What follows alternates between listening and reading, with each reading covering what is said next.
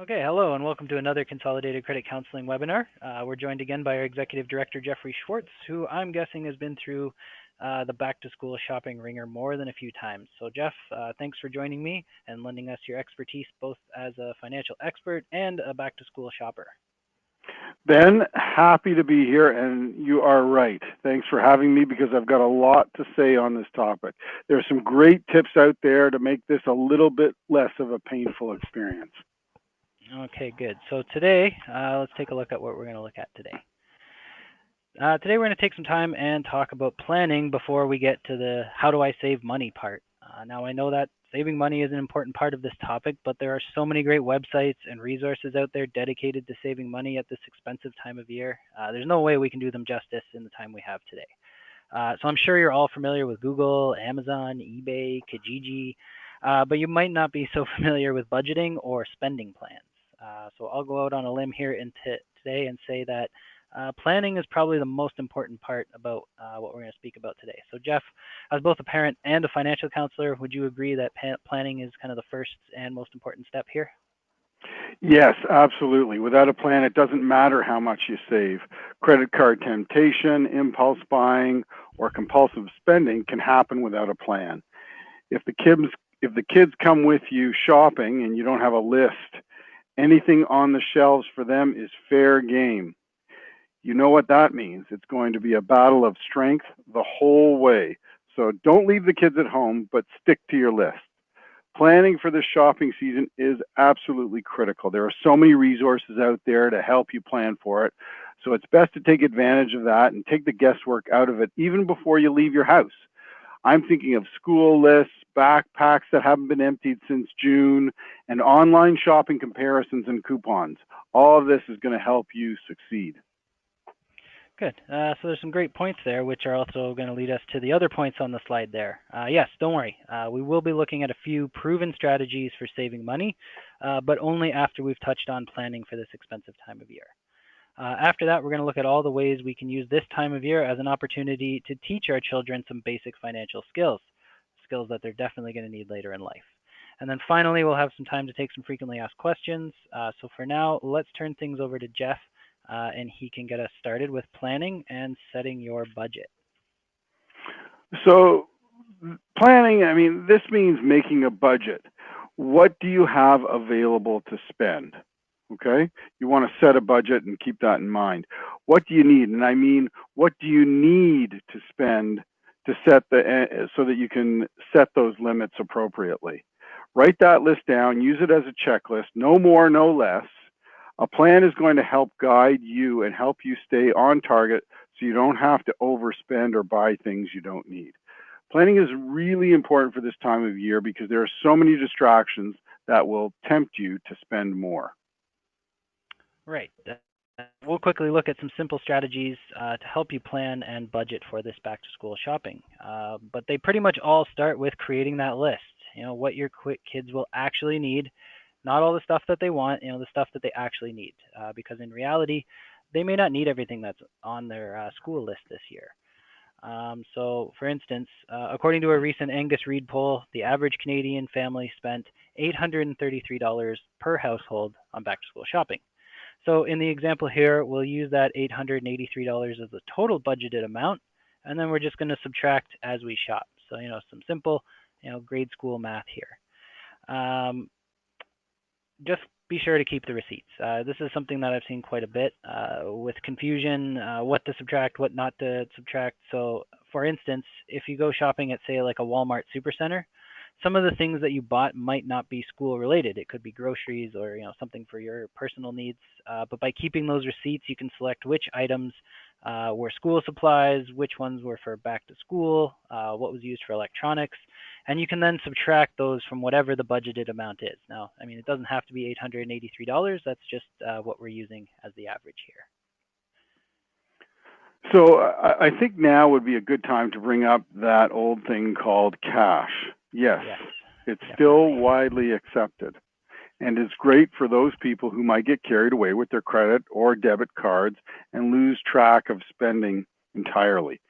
In that case, you might want to use a cash budget. So like in the last example, set a budgeted amount for each category and then go and get the cash. Set it aside, just like the budget indicated, and subtract as you go. This is also a great chance for your kids to see exactly how fast that cash can disappear. As well, by using cash, once it's gone, it's gone. The physical nature of cash is a fantastic indicator. However, some will still prefer to use plastic. And if that's the case, you need to exercise self-control. And a debit card is usually a better option in this particular situation. It's the closest thing to cash, and once your account is empty, it's empty. Right. I like that idea. It's a tangible piece of cash, right? You have it, it's gone, that's it. There's no more. So for some people, I could see cash really working. But if you're like me and cash doesn't stick around in your wallet very long, you might want to start looking at your mobile or online banking features. If you're as big a fan of mobile banking as I am, then you can track your spending almost in real time. So again, sticking with one debit card or one credit card is also going to help keep things a little bit easier. But as all the transactions show up in that account almost instantly, you can then take your budget, in our case $883, and use your online or mobile banking information to subtract those transactions from your budgeted amount as you shop from store to store. So it's almost like real live tracking. So now we'll just jump over to saving money, which is something Jeff can help us with. Okay, good. So now that you've got your plan together, you set a budget amount, you decide to use cash or one credit card or one debit card to keep track. You're all ready to hit the store or the keyboard now. So the choice is yours. But in my experience, it seems that everyone waits until the last minute. Back to school deals start popping up in stores and online ads in late June. Yes, June. So pay attention, and you may want to shop early to avoid the crowds. If you're a person who is easily stressed out, then shopping early is a great way to avoid some of the stress when you go out to the shopping mall, and it will also give you ample time to make sure everything is purchased and ready to go long before the first day of school. Remember, look for deals wherever you can, bargain bins in the store, coupons in the paper, or even online. This is all going to help on the bottom line. Right, and that sounds like my mother in a nutshell, right? She hated shopping, she hated the crowd, so pretty much her back-to-school shopping was finished by June. We all thought she was crazy, but when school day rolled around, she wasn't stressed, freaking out, worried about all the stuff that we'd need. So if back-to-school shopping in June or July isn't your thing, then maybe you'll want to wait until the week after school starts. That's when things hit the clearance shelves, and you'll be able to take advantage of the biggest sales and bulk deals. Another advantage of shopping later is you can actually wait and see. Maybe all the stuff your kids are begging you for right now isn't really needed. Your children might absolutely be sure that they need the newest, trendiest item. They have to have it for the first day of school. But by November, it's stuffed in the back of a locker or it's in a closet, never to be seen again. So if shopping isn't your thing in general, then maybe like Jeff said, it's time to hit the keyboard and flex your Google muscles. Take advantage of the discount and promo codes for back-to-school shopping, both at the major retailers, but also look at parenting groups on social media. There's listings in Kijiji or eBay. Often you can find unused items that other parents are trying to get rid of, marked even new with tag. They're trying to sell them or give them away for free, so that's a great way to save some money there. And be sure to look into free shipping and promotional offers like Amazon Prime Day. And yes, I know that Amazon Prime Day, Black Friday, Boxing Week, those don't happen around the start of the school season, but they're great times to find huge savings on supplies that could be saved for later in September when school starts. Which brings us to our next couple points about saving money. The first one is, back to school shopping is an annual event. It's going to happen every year from kindergarten to grade 12 and then beyond. So Jeff, you're the budgeting guru here and you're experienced with back to school shopping. So perhaps you can take us through this slide and just give us your take on how to save during this expensive time of year. Okay, well, thanks, Ben. This is an annual event, much like the holidays or March break, which means that you have plenty of time to save for it. In budgeting jargon, back-to-school expenses could be classified as both flexible and irregular. They could be flexible in the sense that one year they will need new shoes or a backpack, maybe even a big-ticket item like a laptop. And then the next year they won't need those more expensive items. So it's going to vary from year to year. It's also an irregular expense in that it's not happening every month. But why not make it a monthly expense starting with your next paycheck? Start with squirreling away $30 or $40 a month, and by the time September rolls around, you'll have a few $100s to help with you and your school budget so you don't have to go into debt. If your finances are a little tight, then look at using some of your irregular income for this irregular expense. Something like your tax refund or a bonus at work or gift money, something along those lines, and put it away and use it later. Instead of going out and buying that gift or whatever you think you want to treat yourself, put it away and make that your savings account for your back to school shopping. You might also want to use those credit card points. Cashback cards can be set up to put the cash back into a savings account. Loyalty points can be redeemed for gift cards. Remember, the key is to start now. Even if it's just a small amount, it all helps. Right, and we see that again, with holiday budgeting, right? If you save a little bit every month, it makes it a little bit less of a burden when that time does roll around. So another thing we should mention, and we've kind of mentioned it briefly, is creating an inventory of what you already have. What can be used from last year? Do they need a new backpack? Do they need a new lunch bag? Just because the lunch bag from last year isn't plastered with all the characters from the newest Disney movie doesn't mean it's any less of a lunch bag. And my personal advice is always go with Star Wars. It's both a stylish and a timeless option, and it works for boys and girls of all ages. And like I mentioned before, parents have a habit of collecting way too much stuff. And then what do? They either sell it or give it away. So perhaps you want to take a look at some of those options for buying them used. Just because it's used doesn't mean it might not be brand new. And in that case, you could look at secondhand stores. That's another great option for saving money. So the next thing we should talk about would be credit. How are you going to pay that credit card off? So this could be a great time to earn some extra credit by using credit. But like I said, be sure to ask yourself, how are you going to pay that off? So, if you've budgeted and you've saved and you've stuck to your plan, then you should have no problem paying off the credit card balance. And that can be a great thing. I mean, it means you're using rewards and credit for convenience, not necessity. So go ahead, use the rewards card or the cashback credit card, and by paying it off on time, you'll also be building good credit history as well as netting those points or cash back. But what happens when you have trouble paying the credit cards off? Sometimes it seems like it happens every year in September and then maybe again in January. So Jeff, can you just enlighten us a little bit on what that can mean if you're having difficulty paying off your credit card at these expensive times throughout the year? Facing difficult times because you're having trouble paying your credit card bill isn't something that sits well with anybody. And again, like Ben said, it's not just back to school, right? It's many different things. It's any time really that you're pulling your credit card out of your wallet. And the idea here is stop. Take the credit card out of your wallet and remove that temptation. Using that card for back to school shopping just means that you're going to go deeper into expensive debt. It also means you're using credit for necessity, like Ben said, and that's fine if you pay it off, but not so good if you're carrying it from month to month. It's time to get that debt under control and start reducing it. Remember, there is help out there for mounting debt and school supplies. Seek the guidance of a trusted financial advisor or a nonprofit credit counselor, and they're going to help you with some creative ideas, not only to save money, but to help you get out of that debt.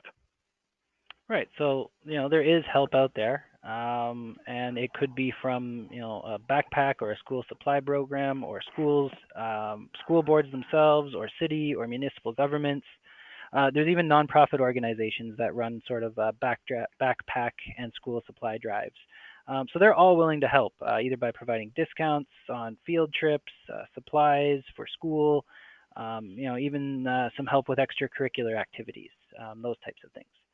So those are often based on income. So you have to look to the school board. So if you're one of the families that might need a little bit of help, and if cash flow or debt are the issues, then maybe even before that, you want to take a look at your monthly budget. So that's always a great place to start. And if you don't have a monthly budget, then now's the time to start. Yeah, absolutely, Ben. And credit counselors are also a great place to start. They do an excellent job of providing an assessment, which includes setting up a monthly budget. And that's something that we as parents need to do, not just for back to school, but all the time. And some of the ideas around how you would get that help is, I mean, you might want to even speak to a family member or a friend in a similar situation and ask them for help or tips. A trusted financial professional you work with, perhaps through your financial institution or your bank, or an employee assistance provider can help. Work with them to clarify your situation. And of course, you can always speak to a nonprofit credit counselor absolutely free. A credit counselor is going to help you develop that budget. Then they'll send you a snapshot of what that budget looks like, and then they'll be able to help look for areas that you can save money. Now, if debt is a concern, and it's a big concern, don't wait. It's not just back to school. Contact a credit counselor now, and they're going to help you assess the situation and as well as finding a way out of it. Right. So help is out there. There's more than one solution for different problems. So maybe just speaking to, like Jeff said, someone that's in a similar situation, or a trusted financial advisor, or maybe you want to speak to one of our counselors. Those are all great options. Another thing to do that you might want to include is having the kids be part of the conversation when it comes to these budgeting and back to school shopping lists. As stressful and as busy as this time of year can be, there are many opportunities to use this as a learning experience. Involve them in the budget for their school supplies and their clothing. That's a great first step. They're going to learn that while they have unlimited or endless wants, the money available for those wants is finite. And that's a great way to improve their decision making skills. They're going to have the opportunity to make a choice, but since the money is limited, they'll also have to live with the consequences. So there's seemingly an endless opportunity for financial activities when looking at back to school shopping. And I'm constantly hearing about these when I'm out doing workshops or working with people in the community. And one of the favorite activities that I'd heard of was a family or parent had come up with a way to have their kids find online coupons, printable coupons, promo codes for back to school shopping.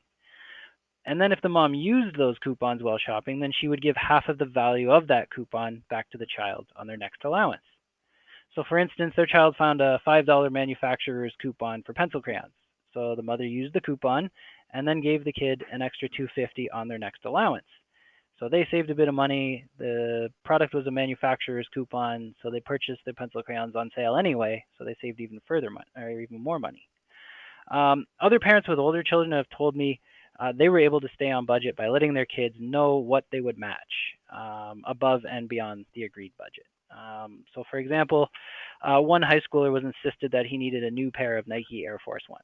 I think they were like $120, but he was insistent that he needed those for the first day of school. So the dad said he would match his son's savings. And if he really wanted those new Nikes for the first day of school, then he'd have to fork over the $60 that he'd saved from his allowance. Any experience or things like that you'd like to share that you've heard from other parents or your experience, Jeff? I've done this with my kids every step of the way from elementary school to university. And each time that I've done it, it has been a tremendous learning opportunity for both of us. Once they know there is some sort of potential benefit in it for them, they are all over it. And it's a similar life lesson that we all use. If we want something, we can usually have it as long as we plan for it. The kids are better at this than we are, and this is a fantastic opportunity for a lesson for them. Great. Well, in this case, I mean, it turns out the kid wasn't the best at saving, and he did wind up going to school the first day wearing his old Nike Air Force Ones from last year, but he did a really good job cleaning them. So maybe he made a smart financial decision after all. So those are some of the good firsthand tips from parents that I've heard. Jeff, you probably have some other tips that you'd like to share when it comes to involving your kids during the annual back to school shopping spree. Is there anything you want to share with us? Ben, it's really quite simple and involves everything that we've spoken about today. It's almost like a reiteration of this, but the first thing is make a plan. And that means what you need and what you have. Recycle and reuse. Scrounge around to see what you already have. There's nothing like a bit of a windfall when you don't have to go out and buy something, because that's money that you don't have to spend whether it's on sale or not. Involve the kids. They are motivated, they are engaged, and quite frankly, they're far more creative than we are. And lastly, whatever plan you do come up with, stick to it, because there's all sorts of temptations outside of that. And whether it's your child that's dragging you in one direction or the latest and greatest that you have an interest in, if you stick to your plan, there's going to be a lot less chance that you're going to go further and deeper into debt. For sure. So I think if there's one thing anyone takes home today, it's that you need a plan for back to school shopping and any other sort of financial goals that you have. So now we have some time to take some questions, and one that has come up quite a few times involves bringing the kids with you when you're shopping. So Jeff, it seems like you and your family have some experience in this area. Would you care to field this one? What are your thoughts on bringing your kids with you shopping when you go for back to school supplies or clothing? I happen to think it's a great idea just because of all the learning opportunities that are available. But you want to set the expectations and the budget well ahead of time before going out.